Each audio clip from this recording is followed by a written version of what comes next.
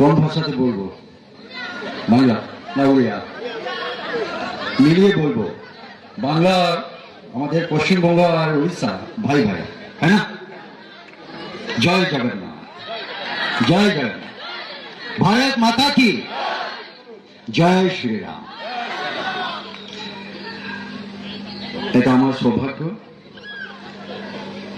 আমি এই নন্দীগ্রামের মাটিতে আমি আজ এসেছি এখানে, আর ভূমিপুত্র শুভেন্দু দার প্রচার করার জন্য।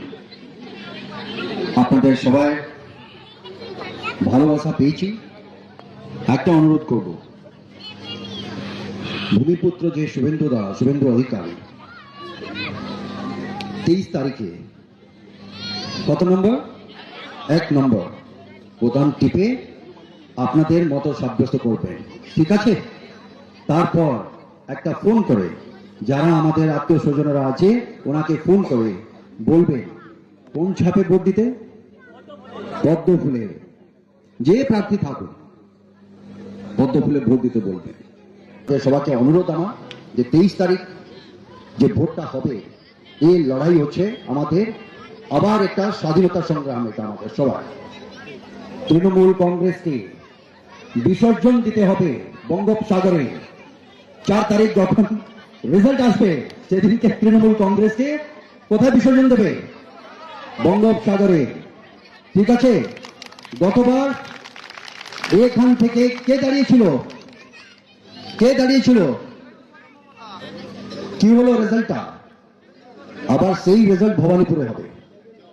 আপনি দেখবেন সেটা অস্তিত্বও থাকবে না। যে মার এগেছে, যে মাটির এগেছে, মানুষের বিরুদ্ধে যে যায় তার অবস্থা সেটাই হবে। গতবার যেটা ছিল নন্দীগ্রামে, এবার ভূমিপুত্র ভবানীপুরেও দাঁড়িয়ে আছে। যেটা নন্দীগ্রামে হয়েছিল এবার ভবানীপুরেও সেটাও হবে। ওনাদেরকে মুখ্যমন্ত্রীর চেহারাই থাকবে না। আপনাদেরকে সবাই আবার অনুরোধ করি, 23 তারিখ 1 নম্বর বোতাম টিপে শুভেন্দু দাকে আপনাদের মতো সাব্যস্ত করবেন। ফোন করে যারা আপনাদের আত্মীয় স্বজনরা আছে, যেখানেও আছে, পদ্ম ফুল ছাপে ভোট দিতে, যে প্রার্থী হবে ওনাকে ভোট দিতে আপনার বলবেন। আর একটা ভোট